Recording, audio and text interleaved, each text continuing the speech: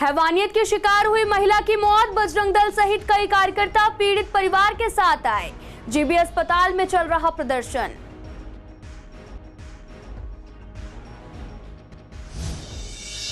एक निजी स्कूल की शिकायत लेकर विधायक ऑफिस पहुंचे लोग। कहा 5वीं क्लास के बाद स्कूल ने ईडब्ल्यूएस के तहत पढ़ने से किया इनकार। लोगों की मांग 8वीं तक ईडब्ल्यूएस के तहत पढ़ाए स्कूल। सिग्नेचर ब्रिज में आने वाले टूरिस्ट को मिलेगी कई सुविधाएं। कैफेटेरिया सहित टॉयलेट, रिसेप्शन की मिलेगी सुविधा। जारी किया जाएगा नया टेंडर।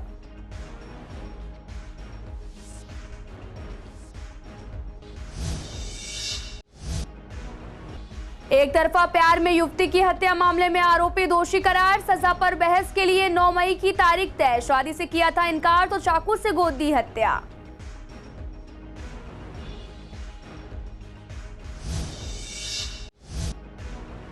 खुद को साइबर एसएचओ और यूट्यूबर बताकर ठगने वाला गिरफ्तार। आरोपी से 3 मोबाइल फोन, 4 सिम कार्ड बरामद। पश्चिम बंगाल से खरीदा था सिम और मोबाइल।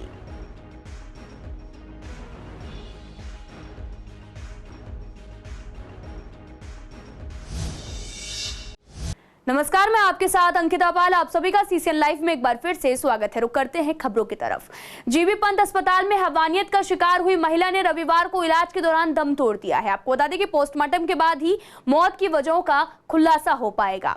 परिजन और साथ ही हिंदू रक्षा दल जीबी अस्पताल में प्रदर्शन कर रहे हैं। वहीं बजरंग दल का कहना है कि यदि पुलिस ने जल्द से इस मामले में अन्य आरोपियों को गिरफ्तार नहीं किया तो हम अस्पताल से लेकर थाने तक घेराव करेंगे और हमारा उद्देश्य पीड़िता को न्याय दिलाना है। पुलिस का कहना है कि पीड़िता के प्राइवेट पार्ट पर लात और घुटनों से वार किया गया, जिसकी वजह से वे बुरी तरह से जख्मी हो गई थी। अब प्राइवेट पार्ट में इन्फेक्शन से महिला की मौत हो गई है। पुलिस मामले में मुख्य आरोपी शाकिर को गिरफ्तार कर चुकी है। महिला को अस्पताल में भर्ती करवाने वाले रघुनाथ नामक व्यक्ति की भूमिका भी मामले में संदिग्ध है। पुलिस के मुताबिक महिला अपने 2 बेटों के साथ में पूर्वी दिल्ली में रहती थी। पति की 1 साल पहले कैंसर से मौत हो गई थी। वे घर चलाने के लिए जीबी पंत अस्पताल में प्राइवेट रूप में काम करती थी। आपको बता दें कि दूसरी ओर आरोपी शाकिर अस्पताल के बाहर रेहड़ी लगाकर फल बेचता था। कुछ समय पूर्व उसकी महिला से पहचान हुई थी। कि जैसे अभी तक पोस्टमार्टम को रोका हुआ था कि पोस्टमार्टम अगर आप हो जाता है तो उसके बाद वो अगली कार्रवाई करेंगे और इनके साथ जो भी लिप्त हैं उन सभी विधर्मियों को पकड़ेंगे और जो भी इसमें गुनहगार हैं उनको सबको पकड़ेंगे। और एक को तो अरेस्ट कर लिया है और अभी ये आश्वासन दिया है कि आप मतलब किसी भी तरह से परिवार के साथ कोई भी भेदभाव नहीं होगा और कोई ढंग से न्याय मिलेगा उसको। बहुत ही दुखद घटना है। हम दिल्ली सरकार से ये मांग करते हैं कि परिवार का पालन पोषण के लिए परिवार के किसी व्यक्ति को सरकारी नौकरी दी जाए और जितने भी आरोपी हैं, पुलिस ने बताया कि 1 आरोपी है, लेकिन परिवार का कहना है आरोपी 1 नहीं है, 5 से 7 आरोपी हैं। दिल्ली पुलिस संगीनता से जांच करे और सभी आरोपी को अरेस्ट करके फांसी के तख्ते तक पहुंचाए, ये हमारी मांग है। वजीराबाद में बना सिग्नेचर ब्रिज में आने वाले टूरिस्ट को काफी सुविधाएं मिलने वाली है। आपको बता दें कि दिल्ली सरकार की Delhi tourism and transportation development corporation यानी कि DTTDC की तरफ से एक नया टेंडर आने वाला है। इसके तहत सिग्नेचर ब्रिज पर ब्रिज डेक तक जाने के लिए एक रैंप बनाया जाएगा और सिग्नेचर ब्रिज के इलेक्ट्रिक सब स्टेशन जो कि ब्रिज के पश्चिमी साइड पर है, वहां पर कैफेटेरिया बनाया जाएगा। साथ ही रिसेप्शन, टॉयलेट की भी व्यवस्था की जाएगी। इस पर 8 लाख से भी ज्यादा का खर्च का अनुमान जताया जा रहा। इस ब्रिज का काम पूरे 1 साल में पूरा किया जाना है। करकटुमा कोर्ट की एडिशनल सेशन जज किरण बंसल ने शादी से इनकार करने पर एक युवती की हत्या करने के 8 साल पुराने एक मामले में आरोपी आयुब को दोषी करार दिया है। अदालत ने अपनी टिप्पणी में कहा कि ये कैसा प्रेम है जहां पर एक तरफा प्रेम में पागल युवक प्यार की डींगे हाँकता है, हर हाल में युवती से शादी करने की बात करता है, लेकिन उसके एक बार मना करने पर चाकू से गोद कर उसकी हत्या कर दी जाती है। वह कहता है कि युवती उसकी नहीं हुई तो वह किसी और की भी नहीं होने देगा। उसकी सजा पर बहस के लिए 9 मई की तारीख तय की गई थी और आपको बता दें कि युवती ने उसकी हरकतों से तंग आकर पुलिस से आरोपी की शिकायत भी की थी। पुलिस ने उसे गिरफ्तार किया था और घटना के 8 दिन पहले आरोपी जेल से छूट कर आया था। इसके बाद उसने वारदात को अंजाम दिया। सीएम केजरीवाल के बंगले की सजावट को लेकर राजनीतिक पार्टियों में आरोप प्रत्यारोप जारी है। कांग्रेस के प्रवक्ता अजय माकन ने भी रविवार को आरोप लगाते हुए कहा कि 45 करोड़ नहीं बल्कि 171 करोड़ रुपए खर्च किए गए। इस पूरे मसले पर हमारे संवाददाता ने पूर्वी दिल्ली के नेताओं से बात की। बीजेपी विधायक ओपी शर्मा ने कहा कि अयाशी पर जनता का पैसा खर्च कर रहे हैं और इस मामले पर जांच होनी चाहिए। वहीं कांग्रेस नेता अनुज यात्रे का कहना है कि पहले केजरीवाल कहते थे कि सीएम को इतने बड़े बंगले की क्या जरूरत है और खुद रेनोवेशन पर इतना ज्यादा खर्चा कर रहे हैं जो कि शोभा नहीं देता। वहीं आप नेता अतुल गुप्ता ने कहा कि पीडब्ल्यूडी ने सीएम के लिए घर बनाया है, अगर कोई गड़बड़ है तो इस मामले पर जांच होनी चाहिए। केजरीवाल जी के महल पे मात्र 45 करोड़ नहीं खर्च हुए, केजरीवाल जी के महल पे 171 करोड़ रुपया खर्च हुआ।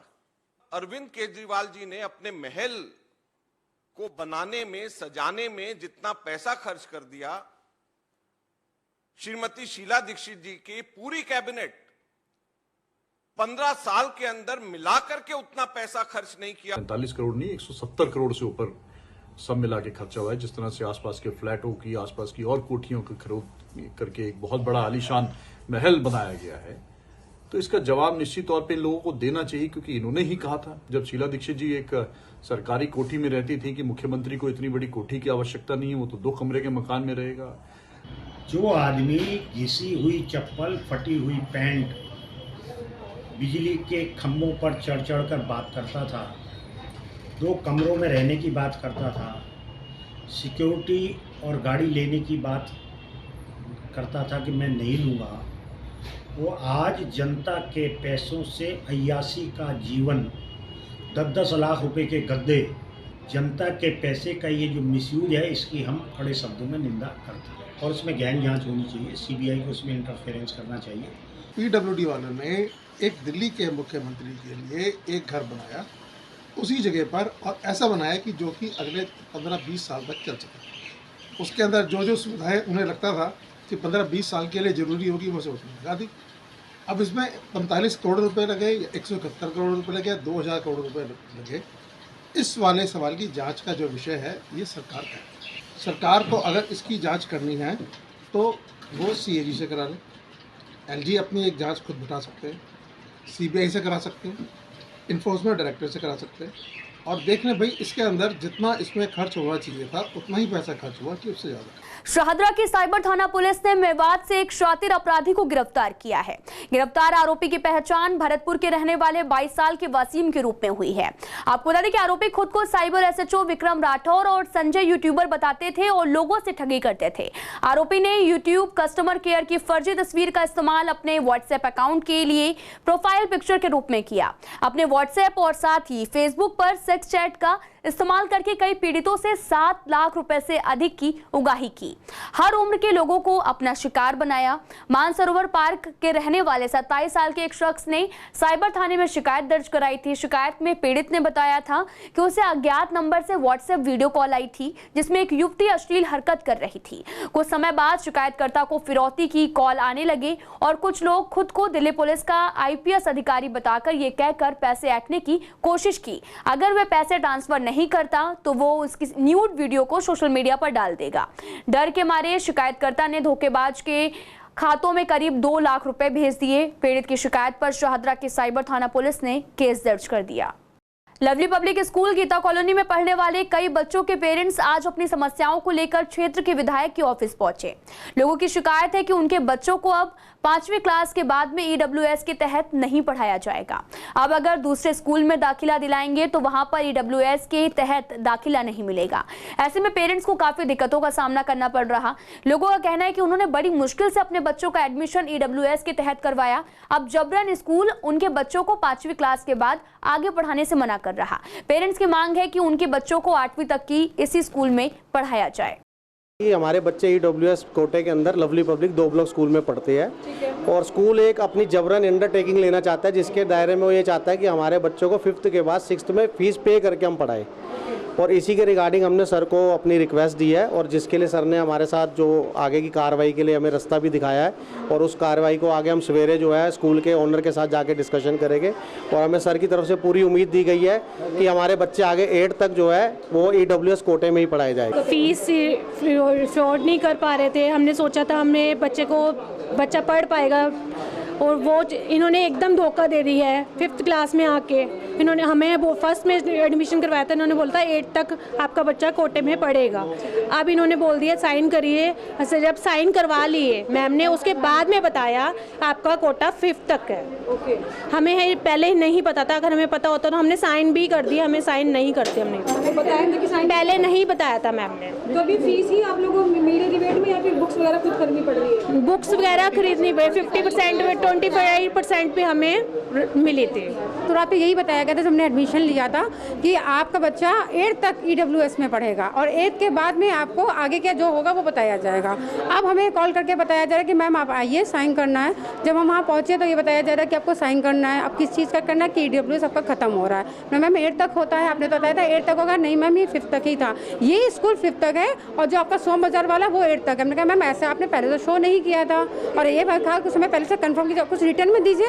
अब हमें उन्होंने एडमिशन के टाइम पे ये बोला था कि 8th क्लास तक हमारा स्कूल है और तब तक आपको EWS के कोटे में बच्चे को रखेंगे और 9th क्लास के बाद जिस स्कूल में भी जाएगा वो हमारी हेडेक नहीं है कि वो EWS में जाए या किस में जाए। तो उस पर हम एग्री हो गए थे, कोई बात नहीं, हमारा बच्चा 8th क्लास तक तो सेफ़ है ना, कि हम 8th क्लास तक अपने बच्चे को सेफली पढ़ा सकते हैं बिना फीस दिए, क्योंकि हमारी इतनी गुंजाइश नहीं है। इसीलिए हमने EWS का फॉर्म भरा है, धक्के खाए हैं 10, तभी हमने EWS का फॉर्म भरा है। और अब हमें ये कह रहे हैं कि आप 5th क्लास में आके एडमिशन करवा लिया, जब नई क्लास में बच्चा चला गया है, 2 महीने निकाल लिए उसने, तब उसको कहा जा रहा है कि आपको 6th क्लास से फीस देनी पड़ेगी। इनका ये था कि जब एडमिशन लिया था बच्चों ने EWS में तो कहा गया था कि 8th तक पढ़ाएंगे हम, था भी 8th तक। तो आज वो इनको कह रहे हैं कि आप साइन करो, 6ठी से फीस देंगे आप। तो मेरी मनोज मलिक से बात हुई है जो मालिक हैं, कल उसने बुलाया हमारे को, मैं इनके साथ कल जा रहा हूँ और उम्मीद है कि इनसे फीस नहीं लेंगे। तो क्या जबरन इस तरीके से कहा है कि EWS में एक बार एडमिशन हो जाता है तो स्कूल जहाँ तक है वहाँ तक स्कूल को पढ़ा? बिल्कुल पढ़ाएंगे। कल मालिक ने बुलाया, अभी तो स्टाफ से बात हुई है इनकी पेरेंट्स की, तो मैंने मनोज मलिक से बात की है, कल बुलाया मेरे को, मैं कल जाऊँगा। पीत विहार में दुर्गा मंदिर से मधुबन चौक तक की सड़क को पानी की पाइपलाइन डालने के लिए खोदा गया था। पाइपलाइन का काम हुए करीब 3 महीने बीत चुके हैं, लेकिन अभी भी वे सड़क ऐसे ही खुदी पड़ी है, उसे बनाया तक नहीं गया। इसकी वजह से यहां से आने जाने वाले लोगों को काफी परेशानी होती है। RWA सदस्य कपिल ने बताया कि रोड को 1 वे किया गया है, जिसमें हादसों का भी खतरा बना रहता है। पास ही हॉस्पिटल भी है, कई बार एम्बुलेंस भी यहाँ पर फंस जाती है। इसके अलावा आवारा पशु भी यहाँ पर घूमते हैं। कई बार इसकी शिकायत दी जा चुकी है, लेकिन कोई भी कार्रवाई नहीं हुई। मैं समझता नहीं क्यों पब्लिक इतना सहन कर रही है, नहीं तो यहाँ पे तो बैठ जाना चाहिए धरने पे। यहाँ पे तो आज इसको 3 महीने हो गए, क्या होगा यहाँ पे जब रास्ता ही एक है। अब ये देखो ना 1 वे का रखा है, इसमें जा ही नहीं सकती एम्बुलेंस यहाँ से जो है ना, तो बहुत ही डिफिकल्ट है। और कोई अकाउंटेबिलिटी है, किसकी जिम्मेदारी कोई नहीं समझ रहा है इसको। नहीं तो कोई भी कर्मचारी जो DDA का है, ये जिसकी भी जिम्मेदारी है, उसको तुरंत जो है ना बर्खास्त करना चाहिए मेरे हिसाब से, जो है ना, क्योंकि सड़क के खोदा किस लिए गया था यहाँ पे, क्योंकि बड़ा बनाया नहीं गया सड़क को बहुत टाइम से। ये हर बार कोई ना कोई कहते हैं लीकेज है जी, पानी की लीकेज हो रही है, लीकेज करके हर बार गड्ढे, बड़े बड़े गड्ढे खोद के चले जाते हैं, बनती है नहीं फिर जो है। मैडम ये अपना मंदिर से लेके दुर्गा मंदिर के स्टार्ट से लेके मधुबन तक है ये। अच्छा। और लोगों को इतनी प्रॉब्लम हो रही है, मुझे याद आ रहा है आप 2 महीने पहले आए थे, तब भी हमने आपको ये कंप्लेंट करी थी कि इसको आप लिखो जिससे ये ठीक हो जाए। तब तो कहा गया था डिपार्टमेंट के द्वारा कि 10 दिन में सड़क बन जाएगी। अभी आप देख ही रहे हो कि कितने कब होंगे 10 दिन इनके। अभी तो लोगों को इतनी प्रॉब्लम है यहाँ पे कि यहाँ चलना दुभर हो रहा है, पूरा ट्रैफिक एक साइड से निकलता है, एक्सीडेंट हो रहे हैं यहाँ पे, दिन पे दिन एक्सीडेंट होते जा रहे हैं यहाँ। और यहाँ पे ये मेट्रो हॉस्पिटल है नज़दीक, यहाँ एम्बुलेंस भी आती है, एम्बुलेंस के लिए रास्ता नहीं मिलता क्योंकि एक साइड से ट्रैफिक जाम हो जाता है। ये होली के बाद सती टूटा है। अच्छा। ये पानी का टंकी लाइन बैठा है ना इसमें, तो लेबर वेबर आया था, हम पूछे थे तो वो कर रहे थे कि बल DDA वाला पास चला गया, ये बल वही काम करेंगे। अब कितना दिन में मैडम जी करेंगे न करेंगे, अब हम लोग क्या बतावें। कुरेची खास के आराम पार्क में बीती रात अचानक सड़क धंसने से कई लोग घायल हो गए। मामला करीब 8 से 8:30 के बीच का है और उस वक्त एक युवक और महिला अपनी बच्ची के साथ में सर्विस लेन से गुजर रहे थे। वे सड़क धंसने की वजह से दुर्घटनाग्रस्त हो गए। बच्ची को सड़क धंसने के बाद यहां से बड़ी मुश्किल से निकाला गया, उसे टाके भी लगे हैं और इसके अलावा यहां पर खड़े एक शख्स के पैर में मामूली चोटें भी आई हैं। स्थानीय लोगों का कहना है कि घटिया मटेरियल लगाकर सड़कें बनाते हैं। पूरी दिल्ली को जगह जगह से खोद दिया गया है, लेकिन बनाया नहीं जाता। अक्सर हादसे होते रहते हैं, फिर भी सरकार सोई रहती है।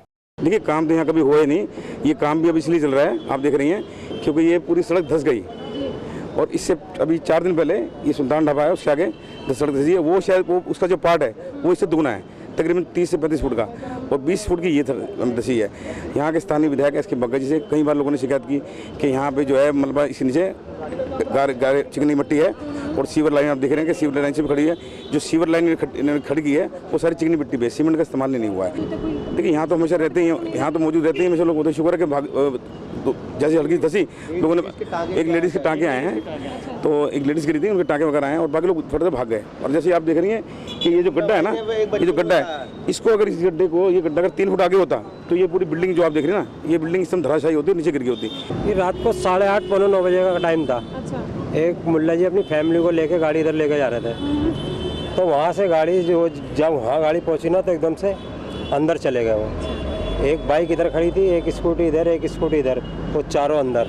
जब मैं उनको बचाने के लिए अंदर गया तो यहाँ से और टूट गई, ये मेरे चोट वोट लग गई टांगों में, ये रही। तो किसी को चोट और भी ज़्यादा लगी? हाँ, उनके बच्चे के आए, छोटी बच्ची के 4 टाँके आए, मांस फट गया था। अरे महीनों पड़ी रहे, ये देखो वो पड़ी हुई साइड में, सालों से पड़ी हुई है। ये ट्रांसफार्मर जो लगे थे ना, उन्होंने खोदी थी उधर से और इधर से, सब ऐसे ही पड़ा हुआ है, सालों हो गए, कोई सही नहीं। जो पहले सड़क धंसी थी उसका बेस बन गया है, थोड़े दिन में उसको फैंसी उस पर डलेगी, RCC डलेगी। कल जो हुआ है वो सीवर की वजह से पानी जा रहा था, मैं वहीं रहा हूँ, मेरा बेटा भी वहीं रहा है विकास, परसों भी वहीं थे हम, तो काम चल रहा है उसके ऊपर। हुआ क्या है कि वो पाइप फट गया, इन्होंने जो पुलिस वालों ने अपने कैमरे लगाने के लिए अंडरग्राउंड ज़मीन खोदी थी, उसकी वजह से ये सारा काम हुआ है। अब देखिए काम चल रहा है, आजकल में वो भी जो पैसे है वो भी ठीक हो जाएगा। पूर्वी दिल्ली के सीमापुरी थाना पुलिस ने भगौड़ा घोषित एक वांटेड स्नैचर को गिरफ्तार किया। पुलिस को सूचना मिली थी कि आरोपी इलाके में आ रहा है और सीमापुरी गोल चक्कर के पास पुलिस ने आरोपी को धर दबोच लिया। आरोपी को कड़कड़डुमा कोर्ट के जज मयंक मित्तल ने भगौड़ा घोषित किया था। फिलहाल इस बुलेटिन में इतना ही। तमाम खबरों के लिए आप देखते रहिए CCN लाइव।